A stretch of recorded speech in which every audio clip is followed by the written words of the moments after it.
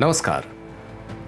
आत्मनिर्भर भारत अभियान के लिए जो कुछ भी उपायों का ऐलान किया गया, उसकी दूसरी खेप में आप कहेंगे तो लगभग 9 उपायों की बात की गई और उसमें 2 बड़े महत्वपूर्ण थे। एक जो था प्रवासियों से जुड़ा हुआ मामला था और एक जो कि किसान से जुड़ा हुआ मामला था। हम इन्हीं पे चर्चा करेंगे।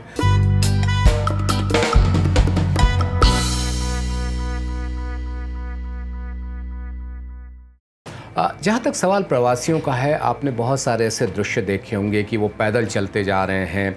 ख़ास तौर पे जो महानगर हैं वहाँ पे जिस तरह की परेशानी उनके लिए पैदा हो गई है, उनके लिए रोज़ अपना दिन बिताना जिसको कहते हैं और ज़िंदगी काटना वो आसान नहीं है। तमाम तरह के उपाय कर रहे हैं कि वो अपने घर वापस चले जाएं। कई जगहों पर सीमाएं जहां पर सील कर दी गई हैं, वहां पर इन प्रवासियों को रोक दिया गया है और वो जहां तहां जो हैं वो अटके हुए हैं। कई जगह महानगरों में भी बड़ी संख्या में प्रवासी अभी भी अटके हुए हैं। तो इनके लिए एक उपाय की बात की गई और उन उपाय में कहा गया कि आपको 5 किलो गेहूँ या चावल और 1 किलो आपको चना दिया जाएगा। आपके लिए बस ये है कि अगर आप कहीं भी नहीं है, आपके पास राशन कार्ड नहीं है, कोई बात नहीं है। आप किसी राज्य सरकार की किसी भी योजना से जुड़े हुए नहीं, कोई बात नहीं, आपको मिल जाएगा। लेकिन सबसे बड़ा सवाल ये है कि ये 5 किलो गेहूँ या 5 किलो चावल या 1 किलो चना लेकर के करेंगे क्या? भाई पकाना पड़ता है। गेहूँ या चावल जो भी है, गेहूँ की खास तौर पे बात करें, पकाने के पहले तो आपको आटा चाहिए, यानी कि गेहूँ को पिसवाना पड़ेगा। वो कहाँ से होगा? चावल की बात करें, उसको अगर पकाना है तो आपको ईंधन चाहिए। अब ये जहाँ जहाँ पे अटके हुए हैं वहाँ पर ईंधन भी बड़ी मुश्किल से है। अब वो क्या जंगल से लकड़ियाँ बीन करके लाएंगे? इस सवाल का समाधान जो है, इस सवाल का जवाब जो है वो इतना आसान नहीं है। हालांकि सरकार ये कहती है कि गाँव में जो प्रवासी हैं जिनको हमने उज्ज्वला योजना के तहत सिलेंडर दिया है, तो वो प्रवासी गाँव हो गए। वहाँ पे तो उनकी बाकायदा उनका घर बन गया। अब उनके पास कार्ड अगर नहीं है, राशन कार्ड नहीं है, तो ये बात अलग है, लेकिन वहाँ पर उनकी समस्या का समाधान नहीं होने वाला है। मूल रूप से बात यह है कि ये कच्चा सामान दे करके उनके लिए आपने परेशानी बढ़ा दी कि कच्चा सामान पकेगा कहाँ से। अब आइए, दूसरा मुद्दा इसमें जो आता है वो है किसानों के लिए। किसान क्रेडिट कार्ड एक तरीके का क्रेडिट कार्ड ही होता है। जैसे आप देखते हैं कि शहरों में लोग बड़े गर्व के साथ क्रेडिट कार्ड का इस्तेमाल करते हैं, उसी तरीके से किसान क्रेडिट कार्ड है। फ़र्क बस इतना होता है कि जो आप आम क्रेडिट कार्ड देखते हैं उसके मुकाबले यहाँ पर जो कर्ज होता है उस पर उस तरीके का ब्याज नहीं देना होता है जो आप आम क्रेडिट कार्ड पे देते हैं। आम क्रेडिट कार्ड पे तो 33 से 36% तक का इंटरेस्ट रेट हो जाता है, ब्याज हो जाता है। यहाँ पर आपको वो स्थिति नहीं है। किसान क्रेडिट कार्ड में ये जो बात कही गई कि 2.5 करोड़ अतिरिक्त किसान क्रेडिट कार्ड हम जारी करेंगे और इसके बदौलत 2 लाख करोड़ रुपए के अतिरिक्त कर्ज देने की बात है। और इसमें मूल रूप से छोटे और सीमांत जिनके पास 2 हेक्टेयर से कम की ज़मीन है, उनको इसमें शामिल किया जाएगा।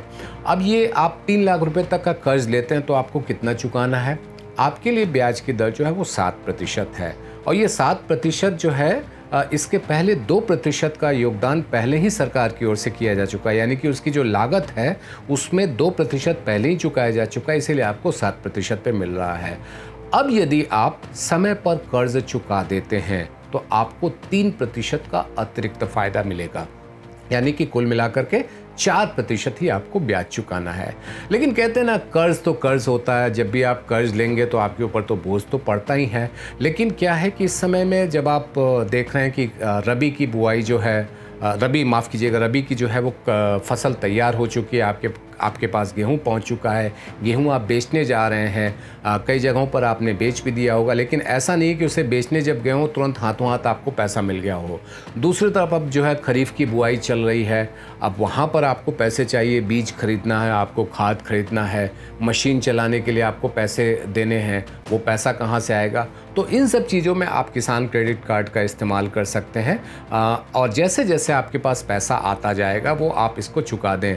कर्ज लेना कोई बुरी बात नहीं है, लेकिन ज़्यादा बुरी बात ये होती है कि आप कर्ज लेकर के उसे चुकाने में देरी करते हैं। अगर आप किसी तरह की देरी करते हैं तो पहले तो आपको 3% का नुकसान पहले हो जाएगा और दूसरा ये होगा कि आपका रिकॉर्ड ही बिगड़ जाएगा, यानी कि कोई भी बैंक या क्षेत्रीय बैंक जो होते हैं, रीजनल रूरल बैंक जो होते हैं, कोऑपरेटिव बैंक जो होते हैं, वो आपको कर्ज ही नहीं देंगे।